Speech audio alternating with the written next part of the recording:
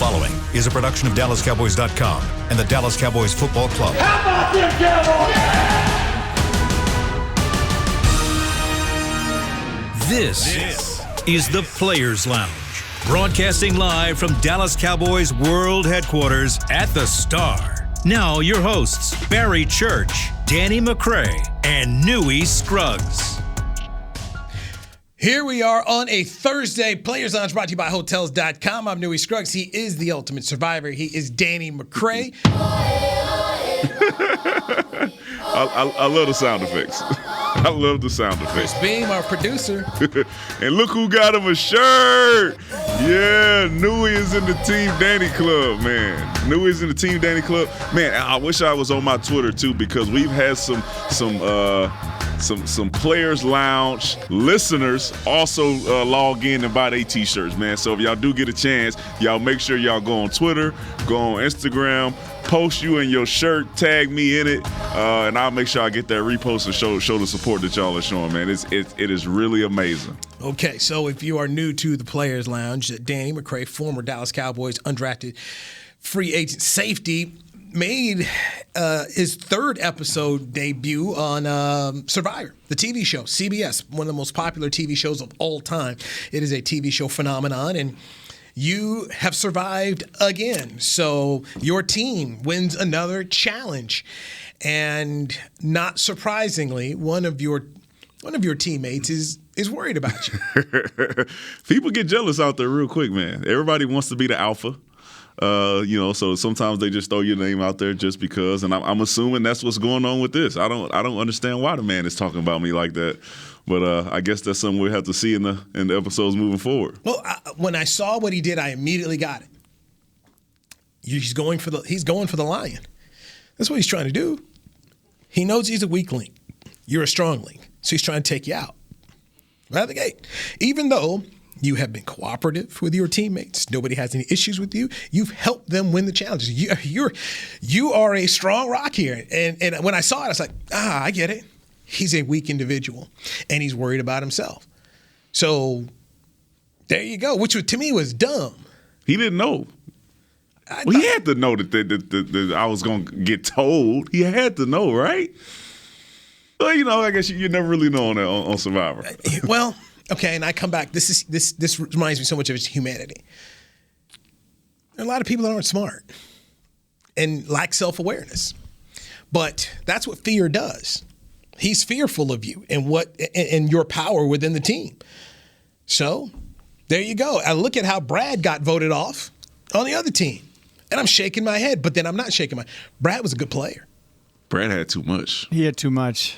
He did. Brad had a lot. Too much. And he also a lot of people knew about that. Yeah, and he just I don't understand. Listen, before I went on the show, I said I wouldn't know how to keep certain secrets to myself, right? You gotta know when you could tell somebody something and when you need to keep something to yourself. All right. Okay. So we saw last night Brad go tell everybody everything, right? Because he thinks everybody is his number one. And then you see a guy who tried to do what I said, keep a secret, but it's super sloppy. And sloppy, comes back, shorts, has his advantage in his shorts, right? Right. And he get caught doing it that way, right? So you're just seeing a lot of different type of ways of playing the game, and Brad's didn't work, and we'll see if JD's works. Okay. Brad buried his, right? Like he buried it, but then told everybody. But he told everybody. Yeah. Okay, so this is just the only third time I've ever seen the show. So, and you sound like you know a lot about it. I'm just trying to understand, why would you tell anyone what you had? I'm just, what's the advantage? Did he think that because he had a lot, then therefore he could determine votes, kind of like you do in the Senate, where you can go ahead and just sit around here and just round up votes, hey, do this, this, and this, versus if you're playing Survivor, I'm thinking what they don't know is good for you. Because you're the one sitting here with power that they all don't know about. So you tell me how that so work. A lot of times in past seasons and probably this season, there's only usually one currency on the show of Survivor, and that is information, right? Okay. So a lot of people will give information about themselves or something that they have to gain trust from an ally, right? So as Brad is telling these people, I'm assuming he's saying, okay, now they know they can really trust me because I came to them and I told them everything that I had. right? And you think that that's going to get you further in the game. And then the opposite happens. JD gets caught lying, and all of a sudden he gets trusted more than Brad is trusted, and Brad goes home. It just the game is different. That's why it's so great, because there's so many different people from different walks of life. Like Shan tells a story about why it's so hard for her to be able to have to pick between the two. Right? Because something that happened to her in the past, right? If that's somebody else that Brad had told, they might not even have that issue. It might just be, oh yeah, I trust Brad, let's vote out JD. Right? Okay, so and this is just me. You tell me if I'm crazy. The way I read it was Brad was pretty good with everyone. To me. That's what it seemed like. And then he started telling everybody what he had, and then they're like, ooh, he's, like Chris Beam just said, he's got this power. Seems to me like had he just kept his mouth shut and kept playing the game, he would have been okay, and somebody else, JD, would have got. But that's the game. He didn't know that at that time. At that time, he thought he was doing something good. He's like, you know what? I'm going to tell my ally, right? So they know that they trust me. So we move forward in the game. They're going to vote with me, believing that we can use all this stuff together. But here's the thing with Brad. So sorry, guys. No. I don't understand. When he had to go get on the boat secretly or whatever, made himself look like he was sleeping or whatever, okay? So he goes over there and they said, well, we'll give you a tarp or you get like an extra vote or whatever. Mm-hmm. Well, he didn't have a vote anyways. So if you bring back a tarp to your team, you look like you're doing something for your team and maybe they'll trust you more, even though you already have two more idols or whatever, right? It doesn't make sense to me that he was just trying to get as much as he could. Hey, listen. And now he lost it all. And that's how it is, right? Some people go out there to play super hard. You saw me on episode 1. I'm like, man, look, it ain't worth it. Right. It's not worth it to me, but that's just how, like, you think about going into the game and you might think about playing the game your entire life and what you would do in that situation. And he probably thought about that for his entire time leading up to the show. If I get a chance to take an advantage, I'm going to take it. So he couldn't turn away from that at that point. He said he came out there to play the game that way, and he lived by the sword and died by it. It's a great show. It's a great show. Look, there's no doubt. I agree with it. This is the first year I've watched it, and I'm hooked now. So I got up this morning and went to the gym, took a little trusty iPad, got on the treadmill, watched the show, and just knocked it on out. And I will tell you, I continue to be surprised on who gets voted off. I did not think Brad would go. Thought it would be JD. And just looking at it, we thought, because Barry Church, our other co-host, he thought the other day, hey, man, this guy's got to go. And it seemed as though, like, this guy's sneaky. He thinks a lot of himself. You're the next guy to go. And then they take out Brad, who, in my opinion, from what I'm watching, this is a good teammate and a good worker. Can help you in challenges. Trustworthy? Yeah. So I thought Voce was a good worker, and then they busted him too. And so I'm looking at this thing, I'm like, the weaker link, the Tiffany's of the world, how are they surviving? How do they keep living? But if you watched it, because this is y'all's first season. Yeah. If you've watched it from season 1 up to season 41, you would see that the weak links have seen 20 seasons before this of the strong people teaming up and taking out the weak links. So when they come in, they say, you know what, I'm not letting that happen to me because I'm considered to be a weak link. You think Tiffany thought she was going to be able to outperform all those people? Her game is, I'm going to win the social game because I'm not built to be able to do some of that stuff, right? So a credit to them to being able to do it and not just being that person to say, all right, if we lose, we're just going to keep voting out the weak people. Okay, so, and this is just another me being a novice to the show. When you lose the challenge, you go to tribal and somebody gets voted off, correct? Right. So to me, wouldn't you try to have as strong a team as you can to keep winning so you don't get there? That's what the strong people think. But why would the weak people do that? The people that are perceived to be weak. Okay. Right? If you only got 6 people on the tribe, right, and you have 3 weak links who have taken over the game, they're not going to start voting themselves out. Right? They're going to keep voting out the strong players. Like, when we lose, we still got 2 more chances to lose because we got 2 more people to vote out. All right. So Survivor, check it out. Now, if you haven't, what I did was go to CBS.com. On the website, it's right there. Easy to watch. So went to the gym this morning, checked it all out because I didn't get to see it live last night. So checked it out. So CBS.com right there. You can watch all 3 episodes if you missed it. So there's your opportunity to see our man Danny McCray on Survivor. Speaking of surviving, Jaylon Smith has a job. Mm-hmm. Said he wanted to go to a contender. Yes, that was one of his people told me. He's like, that's what he wants to do. Ends up going to the Green Bay Packers, and you think about the Packers' record the last 3 years, they are 29-7. The last 3 seasons combined. Think about their division. You got Minnesota. You got hit the easy button. Hit the easy button. You got Chi-Town. I mean, if you want to go take the easiest route possible to at least make the playoffs and possibly win the NFC, it's Green Bay. Got Aaron Rodgers. He got Devontae Adams.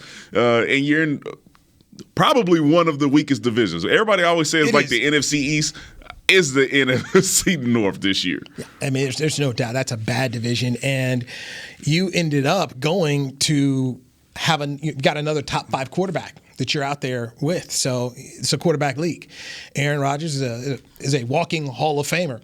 Matt LaFleur was at Notre Dame when Jaylon was there, and so boom, he's there. So good for Jaylon Smith to get himself into a position. And I'm reading Ian Rappaport, $770,000 is what he's getting. So the Cowboys are going to have to pay him off his $7 million, and then the Packers are going to pay him the $770,000. So Jaylon Smith is going to be a free agent after the season, and we'll see what else happens in his career. A testament to the type of guy that Jaylon is and the type of teammate he was is I'm reading that he left a note. Yes. To be read to the defense. All positive. Let them know y'all got something special here. Make sure y'all keep fighting so y'all can achieve everything that y'all need to achieve, right? That doesn't happen. Usually people, when they get released, they're leaving out of the door kicking and screaming. They're upset. They're mad. They can't believe that it was them. This guy is thinking about his teammates as he gets pushed out of the door, which is a testament to the type of character that the guy has. I was going to bring that up and ask you, so what is the common occurrence of something like that happening? And you just said it doesn't. You usually don't. First of all, I've seen dudes get released and don't even say bye to the teammates. They grab their bag, put their stuff in their locker, they walk out the door, and if you weren't friends with that guy or able to call or text, you never hear from that person again. Never hear from him again. And you won't hear anything positive. Everything that you hear about them being released is, I was playing good. They messed over me. They picked somebody else over me. It's politics in the game. Every excuse except I didn't play well enough to stay on the team. So what Jaylon did is really that's an anomaly. So we did our show, and afterwards the players were talking. Leighton Vander Esch spoke to the media, and Leighton was pretty chapped, because he saw how many Cowboy fans were reveling in Jaylon being released. And he just thought it was wrong and had some tough words. If you hadn't checked that out, just go to Twitter or DallasCowboys.com and look at what he had to say. He was pretty upset. And I thought that said a lot about Jaylon Smith. Here's a guy you're in competition with. Because we've seen what the impact of Micah Parsons and Keanu O'Neal. So Leighton Vander Esch and Jaylon Smith were basically out there fighting for those snaps. And he got teammates back who he didn't have to anymore because he was gone. He didn't like what was being said, and it also echoed what you and Barry had to say. Hey, this is a tough day. Nobody's joyous in the locker room when something like this happens. And that was very interesting because you guys said it. Then an hour and a half later, here's Leighton Vander Esch, basically echoing just what you and Barry Church said. Yeah, it's a tough day. Usually, you go through training camp and then you get to cut down day, which is probably the toughest day because it's not one guy. It's about 20 guys, right, who've seen their last days of being able to play football. These guys have been playing football probably since third grade. And then you get up to being 21 or however old you are, and then you see your last day of playing that game gone, all right? And then now you get Jaylon, who's been here. He's been the leader in the locker room. Him and Leighton are really good friends. They were two of the top linebackers a few years ago looking to increase their production and probably be the top linebacking core in the league. And then he sees his guy get released. It's tough on him emotionally because that's his friend, and you have to realize that now that Jaylon's in Green Bay, they're not going to see each other as much as they had. The workouts they're not going to be able to do together, phone calls, all that stuff, whatever. They went to a bar together. All that stuff is gone. So it's emotional for Jaylon, but it's also emotional for the connections and the friendships that he made while he was here. Jaylon Smith, now a member of the Green Bay Packers. Let's take our first break. Another honor for Trey Diggs. What's the ceiling? What is the ceiling on this young man? Let's dive into that next on the Players Lounge, brought to you by Hotels.com on DallasCowboys.com radio. Honey, big news. Gary, are you okay? Oh, I'm not Gary anymore. I'm Jackie Flash. What? See, I want the latest smartphone, but the best deals are only for new customers. So to get a new customer deal, I changed my name to Jackie Flash. Okay, but the best smartphone deals at AT&T are for everyone, new and existing customers. That's huge. Then guess who's getting a deal? Is it Jackie Flash? Jackie Flash. It's not complicated. At AT&T, our best smartphone deals are for everyone. Restrictions apply. Visit att.com for details. The Cowboys way, where 16 Hall of Famers and 5 championships shows us what success looks like. Where turkey is always the second best part of Thanksgiving Day. Where we are all defined by one single thing, the star. Where we as fans know it's our job to keep the tradition going. Bank of America is proud to be the official bank of the Dallas Cowboys and to support the quest of living life the Cowboys way. Copyright 2020, Bank of America Corporation. Hey, Cowboys fans, ready to spice up your next watch party? Bring Yo Quiero guacamole and be the game day hero. Yo Quiero means I want, and we know you want great, fresh-tasting, ready-to-serve guacamole for your home gating and tailgating events. Made with real avocados and the perfect blend of spices, it will be the star of any party. You can find us at your local Albertsons or Tom Thumb in the deli section. If you can't find it, talk to your store manager and tell them, Yo Quiero guacamole. It's game day. You know what that means. First, kebab prep. Steak, pepper, onion, steak, pepper, onion. Next, a counterclockwise lap around the room. Now the lucky grease-stained jersey goes on. And lastly, the dance. You know the one. This is a game day ritual no matter where you are. Whether you're traveling to the game or watching from your favorite vacation spot, book a place to stay on Hotels.com and keep the tradition alive and well. Hotels.com, proud partner of the Dallas Cowboys.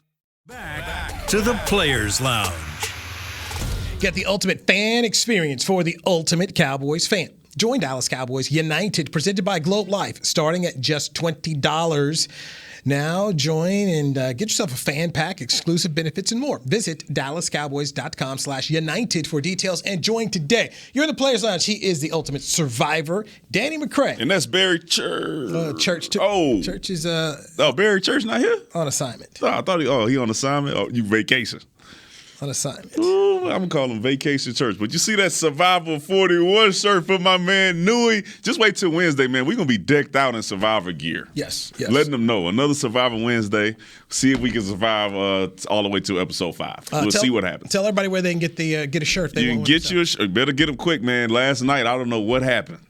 But they start coming off like hotcakes, selling like hotcakes. You could get them at my website, shopdannymccraymerch.com, and that link is also in my bio on Instagram at DannyMcCray40. Okay, you need to say it slower. Shop Danny McCray Merch, MERCH.com, and that link is in my bio on Instagram at DannyMcCray40. Okay. And you're going to tweet out something again today that lets people know where they can go get it. So absolutely.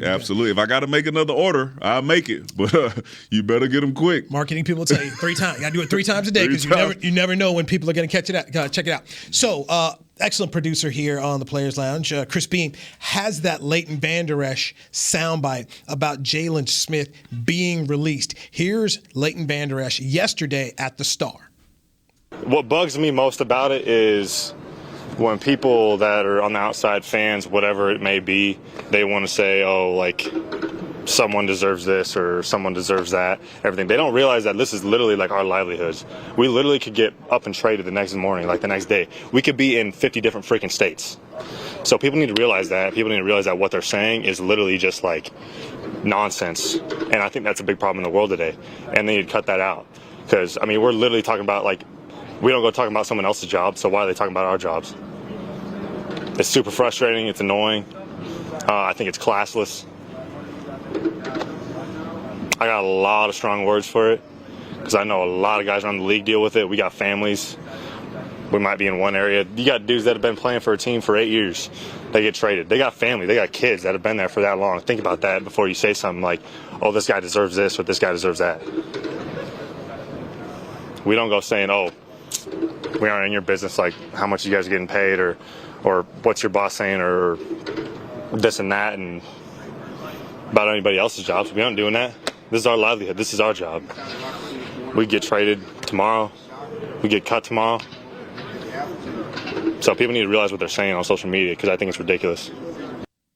So that's Leighton Vander Esch talking about Jaylon Smith being cut and certain fans reveling in the fact that he's gone. I love the passion. We asked the question, he gave the answer. I got a couple thoughts on it, but I want to start with you first, Danny McCray. What you think? Listen, I can understand the frustration. I remember back in, I think it was 2011, I became the starter because of some injuries, had a few bad plays or whatever, and I would be one of those guys to go look on Twitter after to see what people were saying, and I learned quickly to stay my ass off of that because, one, who cares about them people, right? Some of them got 2 followers. None of them know you personally, and none of them really care about you as a person, right? They don't care. They're just talking. They can't do what you do, so it doesn't really matter. So I learned it early, and I really think it's unfortunate when people haven't been able to get that lesson of like, them people don't know Jaylon Smith. They have no idea who you are. They don't care about you, really. They just want something to talk about. They just want to get on social media and have some type of release, and their opinion really doesn't matter. So I can understand them being mad, but, I mean, if it's not your friends or your family or somebody close to y'all that's over there saying something crazy like that, then I really wouldn't put too much angst into it. I'll push back on what Leighton said in terms of, say, hey, we don't talk about your job. This is what you signed up for. You play professional football. It's the most popular sport in America. People are going to say things, okay? This comes with the meal, as Jason Garrett used to say. This comes with it. Poor Douglas, he smacked. And you have to understand and know what to take in and what to throw out of your ears. You have to do it. That just comes with it. And it's never fun going through that process, just like you said, going through the process of understanding and learning. Okay, these things are going to be said. These people know, these people don't know. You just got to take it, man. And then you also have to tell your family, hey, couple things. One, don't tell me. It's the first thing. Don't feed this to me. Don't feed it to me. And also the families have to understand. So many people think they know, but they don't know. And even me, I don't know. I think I know sometimes. Listen to people, but I truly don't know. Guys in the room know. Worry about the guys in the room. Worry about the coaches in the room. And you just have to just know that at the end of the day. And it's hard.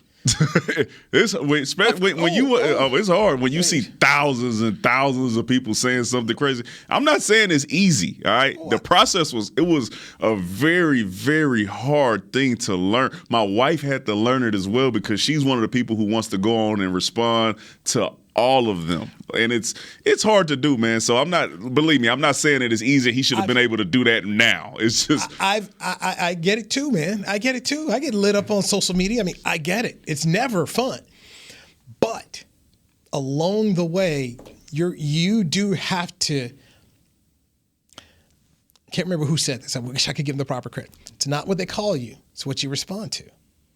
Danny, you suck. Okay, am I going to respond to it? Because there's a whole bunch of people that are going to get after you. I used to come in after games to see Des Bryant, Cole Beasley on their cell phones after games. Jason used to hate that. And, man, Cole would respond. And then Cole's wife would respond. Des would respond. And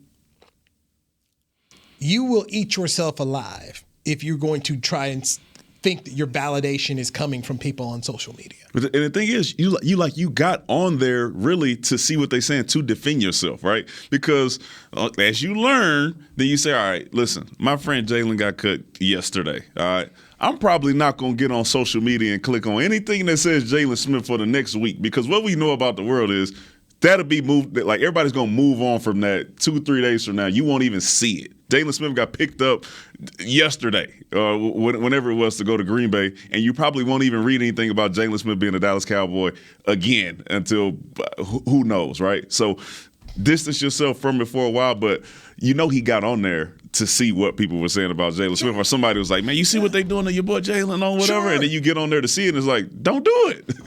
Who is they? Who is they?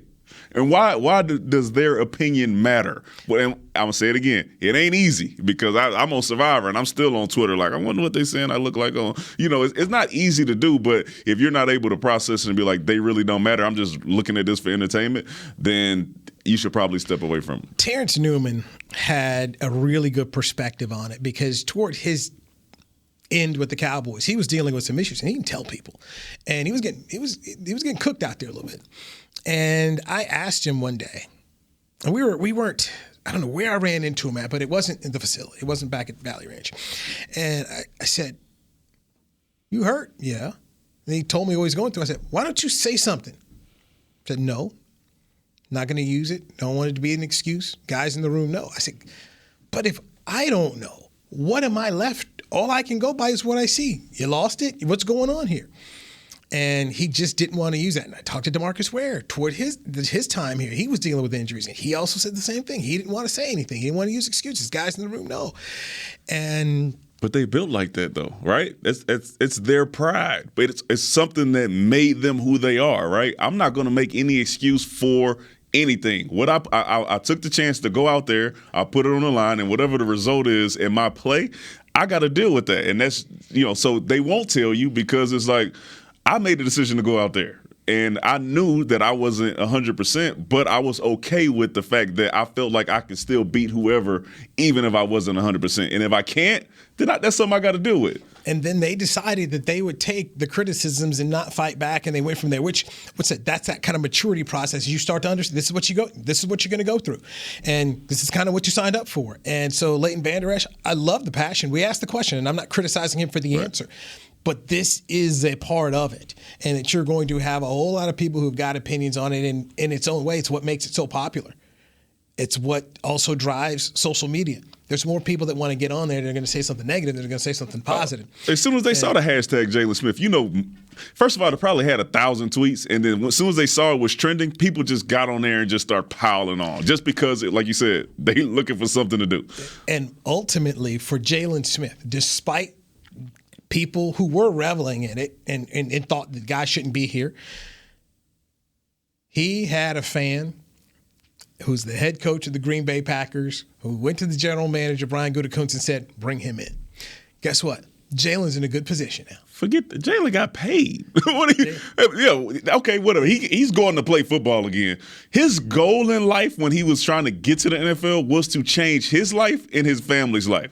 Jaylon accomplished that goal. Right? So on top of, now he gets to just play because he wants to play, right? Because like a lot of us grow up with that thing, right? It's that thing on our shoulders, that thing on that mind that says, hey, man, I have to make it for my family, right? He made it for his family. Now he gets to play for himself, which is probably one of the most liberating feelings in the world. So, like I said, nothing but positives for him. Shout out to him. I'm glad that somebody like Leighton is on his side, saying he does feel that emotion when somebody's attacking his boy. I just don't want him to take it too personal.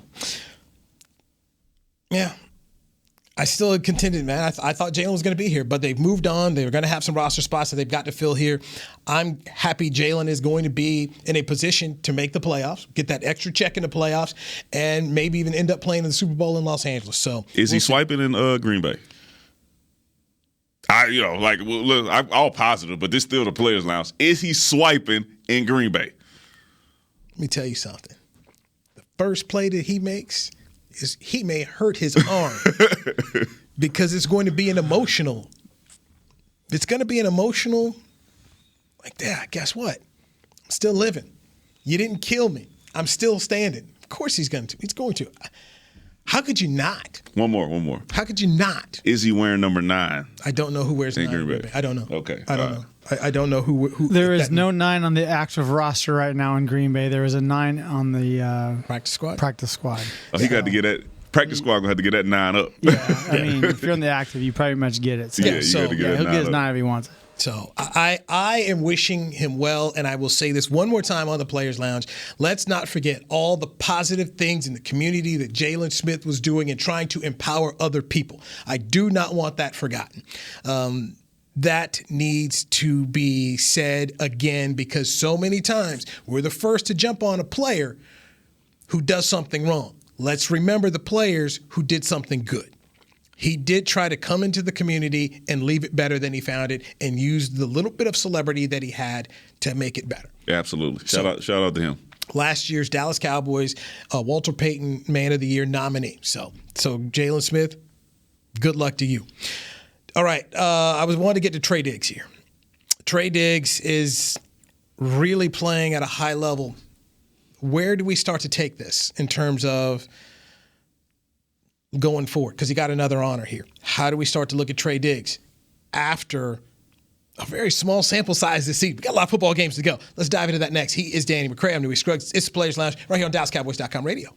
Organic pumpkin smoothies are back at Smoothie King with at least 13 grams of protein each and 5 options to choose from. It's easy to find a favorite to help you reach your goals, like the new Keto Champ Pumpkin, packed with a whopping 23 grams of protein and 9 net carbs. It's a quick and nutritious meal on the go. So order online or through the app for pickup or delivery. And power up with pumpkin and protein. Official smoothie of the Dallas Cowboys.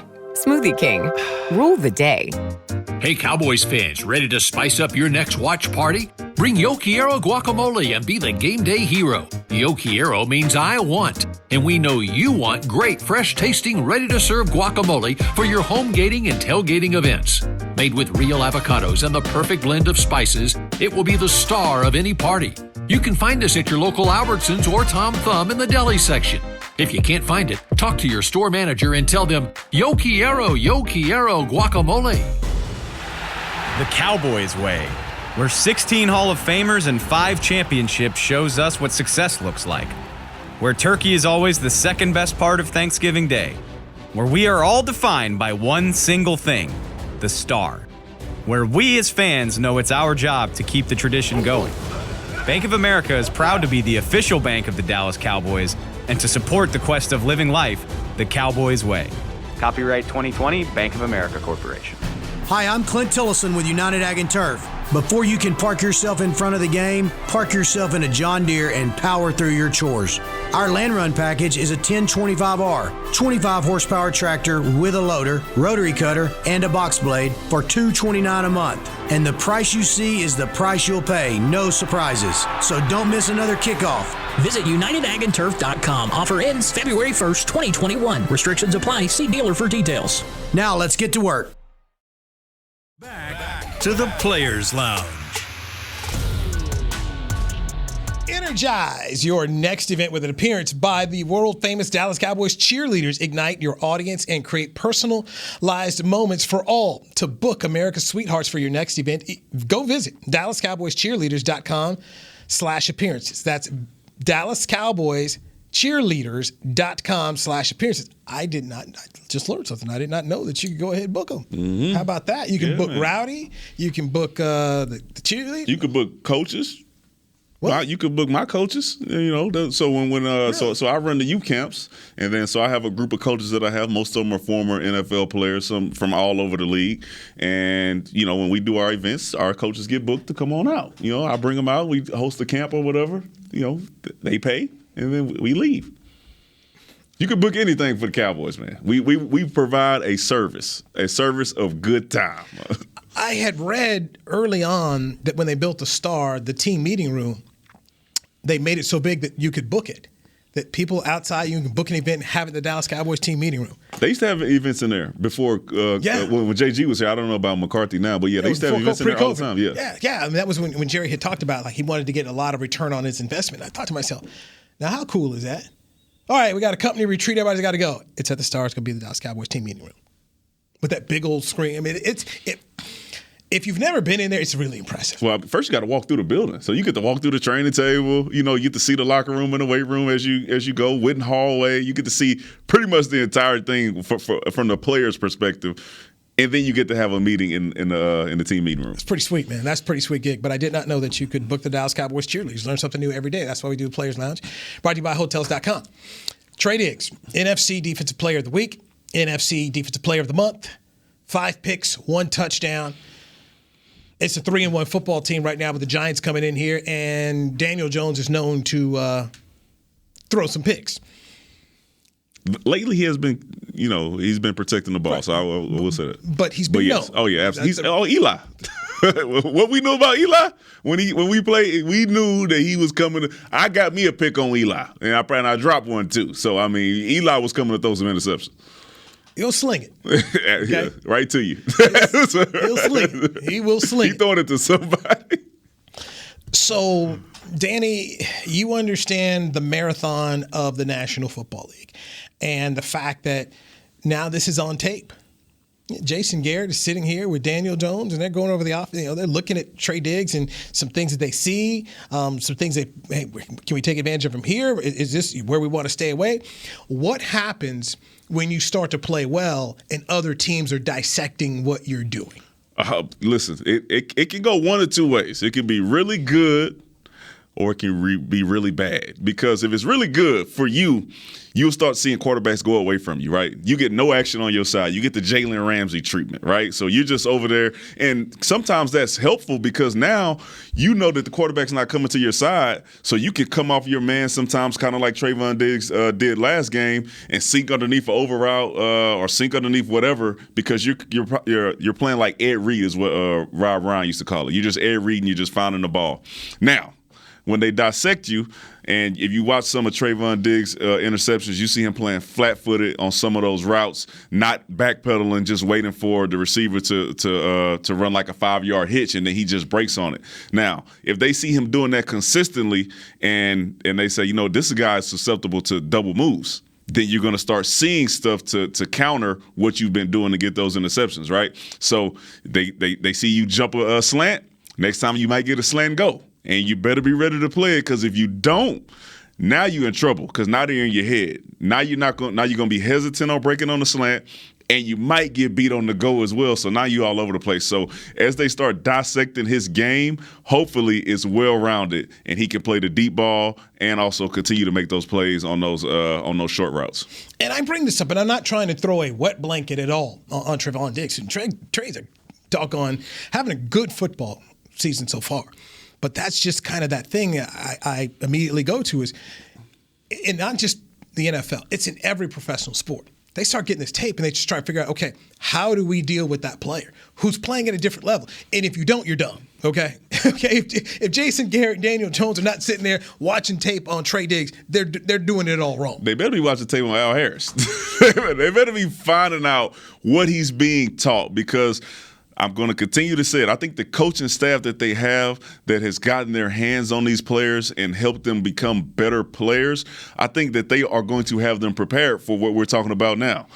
They know that other teams are watching what they are being successful at, as breaking up those short route passes, getting their head around covering some of those back shoulder fades or some of those deep balls, and they're trying to find out how they can take advantage of their aggressive play, right? And I think they have some coaches who have some experience with that same stuff. So I think they're going to be prepared for whatever comes at them next. I just hope that they're ready to maximize that opportunity. So you brought up Al Harris, Joe Witt. These guys are coaching the Dallas Cowboys defensive backs, and it's been years since we've seen not only this type of production, but this type of confidence back there. This has been, oh my gosh. I mean, last year was bombs away. So to see the improvement that's gone on there has been fantastic. And for Diggs, who we saw things we liked last year in a bad defense. There were things that you liked. He had a really good camp. You saw him doing it at camp against CeeDee Lamb. You saw him doing it against Cooper. You saw him fighting. You saw Dak and Diggs going back at each other. And people talk about wanting competition all the time. It's where I got to give Mike McCarthy credit. He's talked about competition. Wow, what that has done for this young man 4 games into this football season with 5 interceptions. It's been very impressive, and I'll be very anxious to see exactly what happens here against the Giants and then the next week against the New England Patriots against a rookie quarterback in Mac Jones. Is it fair to say that the most confident group on the defense, out of linebackers, defensive line, and DBs, that the most confident group, the group that's playing with the most confidence, is the secondary? Yes, and I'll go further with you on this. Sparky Anderson was a former baseball manager, and he said, give me 25 guys on 1-year deals. I'll win the World Series every year. Got a lot of guys who got – They on the prove-its. On the prove-its. So within the room, you're trying to compete because, one, you're a football player, you're competitive, but two, you're trying to get that next check. If you don't perform well, you need the next check, and there's been so much competition in there, you can't get the check if you're not on the field performing well. And there's another guy up. So you're seeing KZ get it done. You're seeing Hooker get it done. You're seeing Curse get it done. They're playing good football here. And I think Dan Quinn, just as you talked about earlier, has brought in a whole lot of enthusiasm. But, yeah, man, you get guys who are playing for money. Then you got Donovan Wilson, who sees, all right, they're bringing in other people here. I want to keep my role. I want to keep my check. So it's a good mix they've got going on. We keep hearing about the team chemistry, but there's definitely something there with these guys. But I do believe that prove it deals, man. When it's time, you got to sing for your supper. Confident. They confident in their ability to prove it too. And I tell you what, a lot of those guys on those prove it deals are making some money for next year. Now, let's also go into this. Take KZ and Hooker. If you look at them and their histories, when healthy, this is what they do. They make plays. The issue's been health. So right now, the Cowboys are on a good roll with these guys that they're healthy and they're able to help contribute and play. But in Casey talked about that when he was at training camp. When I'm healthy, look at the numbers. Hooker basically said the same thing. Yeah, I know I've had some issues, but look at the production when I'm there.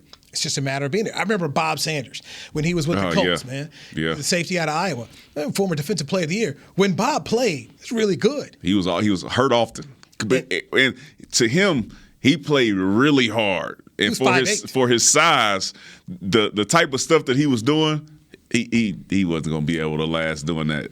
But he was, like you said, when he's healthy, he was a top safety in the league. Sean Lee, same thing with Sean Lee. When he was healthy out here playing, he was a difference maker on the football field. Yeah. Everyone knows that. So, but that's that hard, tricky part. But right now, you got guys in the defensive backfield getting it done. So I'm happy for those guys. Cowboys 3-1, getting ready to face the Giants on Sunday. Giants touchdown underdog in this one. Church isn't here. All right, I'm out tomorrow. So Barry wanted to send in his pick for the game. He's got 35-17 Cowboys winning at Jerry World. He's trying to take a page out of my book, man. I've been saying this all week, all right? I think that this is going to be one of the closer games just because of the familiar Jason Garrett knowing common opponent. I'm gonna get it, familiarity. But Jason Garrett knowing us, right? And usually when he comes back here, he has something to prove, and he's gonna come in. He's gonna be in his bag with his play calls with Daniel Jones. And I said it earlier also, Daniel Jones has actually been protecting the ball much better than he has been doing in the past. All right, they're coming off a win. This team is trying to get some momentum, and we're coming off of this win streak of 3 games, and we're trying to hold on to it, right? So I think this is going to be that game where it's going to be like that tug of war. So I'm seeing us win a close game of 31-28. I see my guy, Greg DeLeg, coming in and making one of those kicks to send us over the top with Dak Prescott leading us down the field at the end of the game like Tom Brady did against us in Week 1. Okay, so you have the Giants covering. Give me the Cowboys to win 29-21. I think that the Giants in their last 3 games have played well. They had Washington beat. First round pick, the ref said jumped offside, so the missed field goal didn't count. Dustin Hopkins lines up again, kicks it through, Washington wins. They're in Atlanta, 14-14 game. Matt Ryan gets him down the field. Younghoe Koo kicks a field goal at the end, they win. And then last week they go to New Orleans and they get themselves a victory in overtime. Who's healthy? Saquon Barkley is healthy. That's the key. But I go back into when we dived into the numbers. New Orleans, statistically, much better than the Giants in the game, but you talked about the big plays. Yep. You gave up big plays, and you got beat that way. And the Cowboys have, at times, given up some big plays, too. Oh, and the run and the pass now, so we're 26th. You're right, we're 26th. So that's an issue, which is why I've got a 29-21 game. And I'm with you. This is where, to me, fans sometimes just don't get it. And it's not just in professional football. You go into college. When you face a common opponent and you know them, it's not a whole lot of, you're not able to hide a whole lot of stuff. There are no secrets. That's probably the best. There's no secrets. The Giants know what you want to do. You know what the Giants are going to do. These games are hard. Division games are tough. And don't forget. Conference games are tough. Don't forget. We have been, over the last few weeks, falling asleep in the second half and letting these teams get back in the game when we should be putting our foot on their throat and closing them out. All right. And until we get that fixed, we're going to continue to be in those games that are close at the end when we should have been blowing these teams out. And I think this would be another one of those weeks where that happens, and then we have to put our foot back on the gas to get the win. I expect it to be a competitive football game like you do, but I think the Cowboys at the end up pulling away and getting it done 29-21. I just think they're going to have a little too much firepower, but I do believe it's going to be a competitive football game because Joe Judge's teams do that. People are looking at the records, but I always say it's got context. Looking at what the Giants have done. Outside of Denver, which they did not play the first game well, and Saquon Barkley was on a pitch count, you're now seeing Saquon get into the groove. They're using him more. They're gaining confidence. If you've never been to the Superdome, you don't understand how impressive a win that was. It was their first game back since the hurricane. That building is jumping. It's a great crowd. That's a tough place to play. They got the win. To me, you got to be on point this week and understand it's going to be another battle. Joe Judge's teams don't always win them, but they fight you. Absolutely. They will fight you. All right, Danny, good stuff, man. I'm back on Monday. Okay, I'm back on Monday. Church is back on Monday as well. Long vacations, man. Goodness gracious. Long vacations. Hopefully Church gets a little bit of golf in during this time. So that's Players Lounge here for Thursday. Mix Shots is coming up here. So stick around. More great content on DallasCowboys.com radio. This has been a production of DallasCowboys.com and the Dallas Cowboys Football Club. How about this, Cowboys? Yeah!